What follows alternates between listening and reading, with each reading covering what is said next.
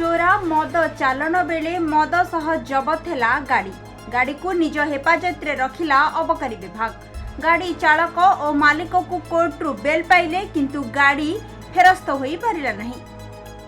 अबकारी विभाग जबत करिथिबा गाड़ी चोरा कोयला कारोबार करुथिबा बेले धरिला पुलिस।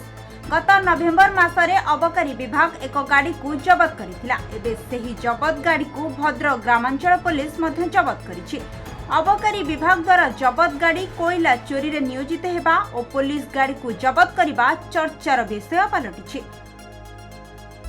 गत नवेम्बर मासरे भद्रक जिला अबकारी विभाग रो मोबाइल स्कूट चोरा मद बोझई पिकअप गाड़ी को जबत करिथिला। जबत गाड़ीटी अबकारी विभाग पाखरे थिला किंतु अबकारी विभाग कार्यालय रो बाहरी थिबा गाड़ी मालिक को जीपीएस नोटिफिकेशन मिलिथिला।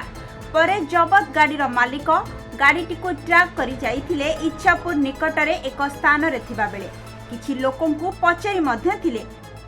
पचरा उचरा करुथिबा बेले किछि दुर्बृत्त गाड़ी मालिकन को माड़ मारी सेठारु गाड़ी को अन्य एक स्थान को स्थानांतरित करथिले।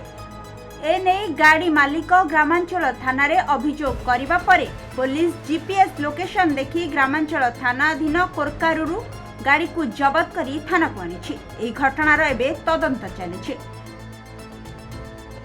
आज जो घटना है एटा हूँ बोधे 2025 मसीहार एक विरलतम घटना। जो केस आज आपन पाखे कहूँ से केस रे एक एक्साइज केस से केस मु प्रथम लड़ूली आज भी लड़ुची। गोटे गाड़ी यही केस रे सीज होता से गाड़ी जो बर्तमान आज धरा पड़ी से गाड़ी सीज होता एक्साइज वाला सीज करते हेफाजत से रखी। किंतु आज सका भोर समय मुझे जाना पाइली जो गाड़ीर मालिक ठारू जे गाड़ीटी काली राति रे चोरा कोयला बोहापाई जाऊला कौटी की आपणकर धामरा आड़े जाऊला। से गाड़ी जीपीआरएस अच्छी से जीपीआरएस को द्वारा से जानी से गाड़ीर मालिक आ गोटे गाड़ी धरी से गाड़ी को फॉलो करथिला।